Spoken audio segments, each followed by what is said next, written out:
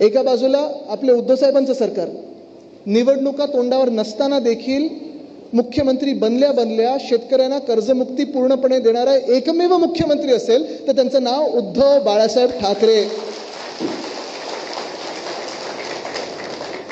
कर्जमुक्तीच काय, मला आठवतं कोविडच्या काळात देखील अर्थचक्र बंद पडलं असताना देखील जेव्हा जेव्हा शेतकऱ्यांवर कुठचंही संकट आलं असेल, मग ते केळ्यांचे असतील, आंब्याचे असतील, काजूचे असतील, संत्र्याचे असतील, छोटे मोठे सगळे जे काही शेतकरी असतील, जेव्हा जेव्हा संकट आलं, तिजोरीत किती पैसे आहेत हे न पाहता आपल्या सर्व शेतकऱ्यांना धावून मदत करणारे एकमेव मुख्यमंत्री असतील, त्यांचं नाव उद्धव बाळासाहेब ठाकरे.